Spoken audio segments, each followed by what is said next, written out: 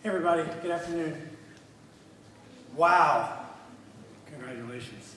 I was just thinking as you guys were playing through this program, because I was looking at these composers that you're playing, what an incredible honor, an incredible privilege it is that we all have to be able to play the music of these amazing people. I mean, you can go into those museums, the greatest museums in the world, and you can see the greatest paintings ever done. And it's really brilliant. I mean, the Impressionists and all that, it's phenomenal and fascinating. But we get to recreate these people's art in our own way and with a totally different group of people in different ways. And it's such an honor. And you know, when I'm studying the music or practicing the music of these guys, I always pretend like they're standing next to me. It's haunting, yes. But I mean, it makes it a purpose bigger than just me, right? And for you guys, it's all of you together, but also to be in this greatness of Brahms, Academic Festival Orchestra. Wow, I mean, and if you know his symphonies and you learn his symphonies, then you know what a privilege it is to play his music, and the same with the other guys. Hey, did you ever look and see what happened to Vivaldi at the end of his life? Check it out, Wikipedia. It's very sad. I won't give it away. And Mozart too, same thing. Same thing. Let's just talk about some fun stuff because you guys are so good. There's all sorts of fun little things that we could do together to just have some fun with what you've already created here, which is really great music making. Hi, what's your name? Carol? It's nice to meet you. Great leadership. Just look at the Mozart for a second. A little bit of the Mozart. And actually, I'm going to ask your conductor to do a couple things because one thing I noticed, she's such a great conductor and does a great job with you, but a lot of you have a little different idea about when the pulse happens.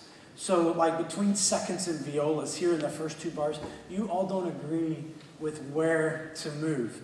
And I think one of the things that is in your life, it's like it's beat into your head from an early age. Don't be late, don't be late. You gotta be on time. To be early is on time. And in music, I think it's exactly the opposite. In this opening, you should be deathly afraid of being early. And wait till she shows you that moment of truth. Oh, there it is. And the greatest orchestras in the world play behind. Think about it. You know, the New York Philharmonic. Ba-ba at the beginning of Beethoven Overture. Berlin Philharmonic. Ba-ba. Vienna Philharmonic. Ba-ba. Seriously, you watch, just you can even see it on the videos. It's crazy. They wait for that moment of truth, too, for pizzicato. Boom. They go. Okay, boom, and they do it. They sort of, you anticipate her moves. Some of you anticipate not as well as others, so you anticipate a little sooner. I just want you to do this beginning, and I want you to wait to the moment of truth with her, where she shows the beat, and wait for it and move with her. Be with her or behind her, but never, ever ahead of her. All right? Here we go.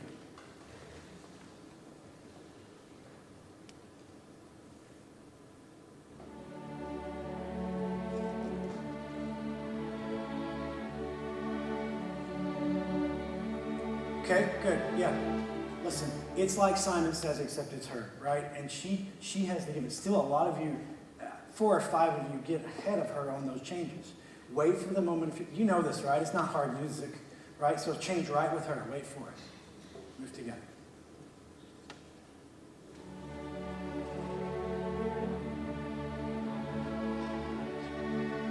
Here it is. Wait for it. Wait. Boom. Boom. Boom, boom.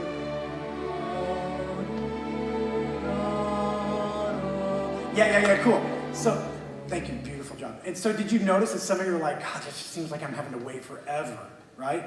If she has that kind of control with you on this music, it'll get even so much better. You'll be able to make better ensemble sounds. You'll be more together more often. So that was brilliant. Just that one little fix in this. One thing, and this is just my own little personal preference because I just love this piece so much. Have you ever heard it with chorus? Like the original version? Oh, we're doing it this spring and it's just gorgeous music. The pickups to 38, it's an intense part of the text.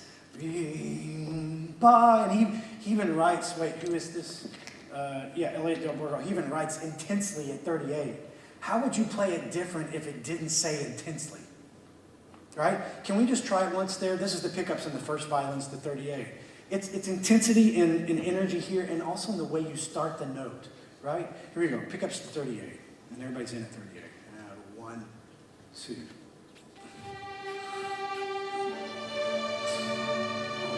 Oh, one more time, yeah. Sorry, I'm giving them the pickups to 38. So I'll cue you better in that. Ready? And 1.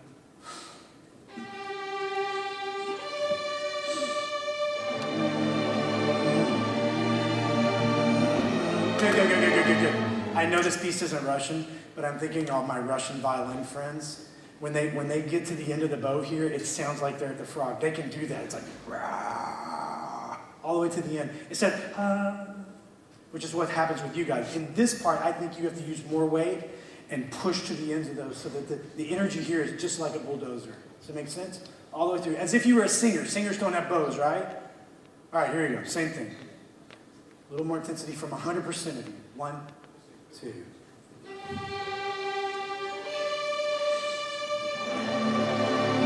Keep pushing all the way through the notes. Go seconds, violas.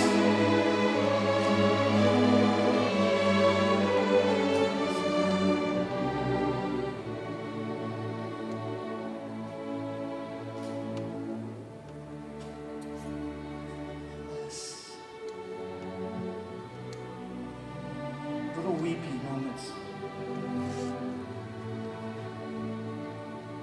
Seconds. Now, is there a way to keep that silly up bow from crescendoing?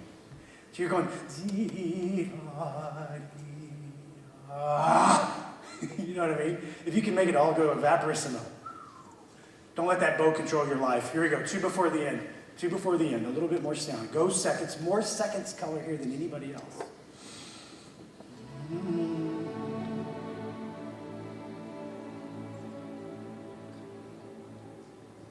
That's it. I just wanted that point of where you play to be so soft that you just almost don't know where it is. So can you evaporate the bow more on that last up bow before the downbeat? And then just let the downbeat do this. It's not, you know what I mean? Here we go, last 2 bars. More seconds. Seconds for the world, right?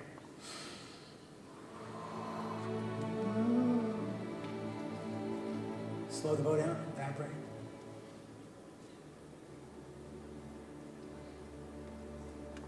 Evaporate the bow, evaporate the bow, evaporate. Slow the bow.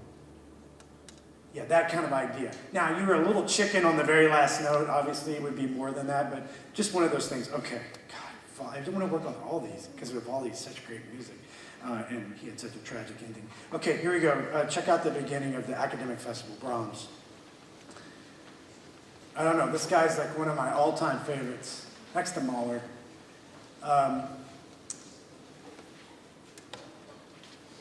I think you guys can expand your palette, your dynamic palette, so that softers are soft. Does that make sense? So that becomes soft. You ever had that teacher that just yells all the time at you? And you ever have a teacher that's like, just listen. See how quiet it got? If you could do that with the audience, start at the beginning, a little softer, and then realize you have a great moment. Mezzo forte, hey, out of the blue. Bum, bum, beam, bum, bum, bum. Right? More dramatic. Here we go, very beginning. You guys sound so good on this.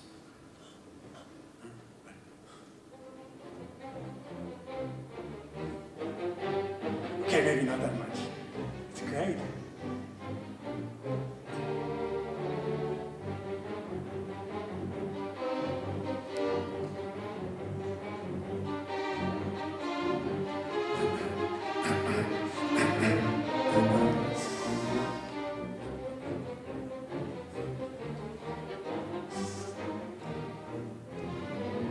Great, thank you. It's nice, and you guys are doing a great job of articulating here. It almost gets a little too kakaki, which is the opposite of what I've been talking with a lot of groups about today, right? It's just too, you know what I mean? Instead of boom, boom, boom, boom, boom, so it has some breathing, some breath to the note. Look at the bar number 6. Bar 6, can you play that? And keep a little daylight between those notes. And, ready? I like that. You didn't necessarily put space, but the second note had, is that an up bow? Second note? Yeah, it had a little bit of juice on the start of that, which was terrific. All right, let's look at this thing at bar 25. Now, basses. You possess a weapon, bass players. your instrument, right? And especially when you get down around like the A and the G and the F, you can decimate the entire orchestra. And look, there's 6 of you, right? Which is great. I have 8 in my youth orchestra. I call them the Ocho. They're like amazing. And I love having a big bass section. But in moments like this, matter of fact, I did an academic festival with them 2 years ago. And there's this special measure, bar 30, where you kind of have to just go into hiding. There, slow bow, no bow, and then crescendo at the end of that F and 32 into the mezzo forte. Can you do that? Let's try it. Right at 25. Right at 25. Basses, with great power comes great responsibility. Here you go. Right at 25. Ready? Do that.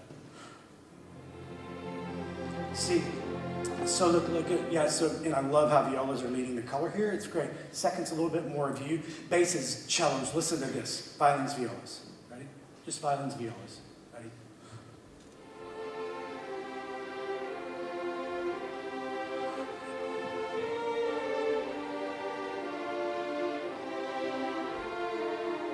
All right, so everything you guys do in this part is to serve that.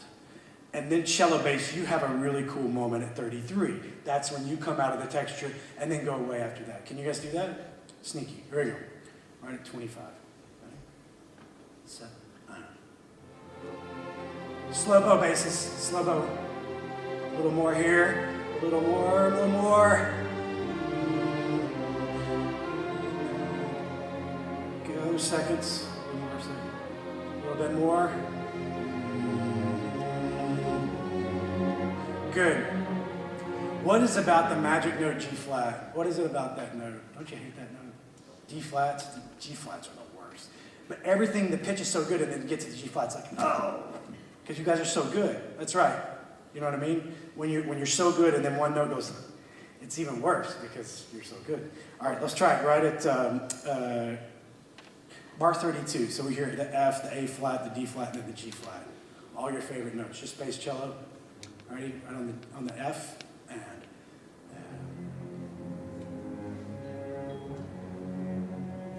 right, all I want to do is boom, boom, beep, and then freeze on the G flat. Okay, got it one more time. Basses, can you listen to the cellos? Cellos, vice versa. Listen to basses. Ready? Stop here. Great. Basses, the cellos have a good handle on that G flat, so just go with them. Play inside their sound here, and I think you got it. That G flat's crazy, and I know you guys move like 1/10 of a millimeter with your left hand, and it changes the pitch dramatically. That's very difficult to do in bass. I understand. I played that instrument before. It's difficult. Okay, great. The ending. My time is pretty much up. Great. I know you guys are ready to get back to the parks too. Oh, downtown Disney today for you guys, right? One last thing. Last measure. Last measure. Can you play that for me? And can you play inside the sound of your section? No individual sounds, just the very last note. Here we go. Last note.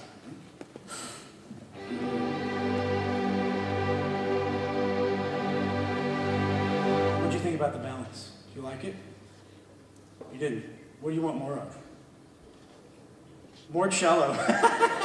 Try it one more time. Front row, listen, I'm going to ask you a question about this balance. Here you go. Last note. This last note of the piece. Ready?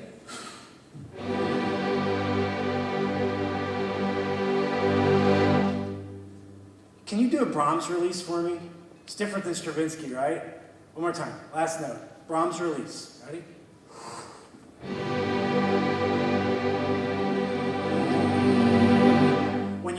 That was beautiful, by the way. When you think about balance and you're actually thinking about it individually, it just sounds better because you're making sure that your sound fits into the whole.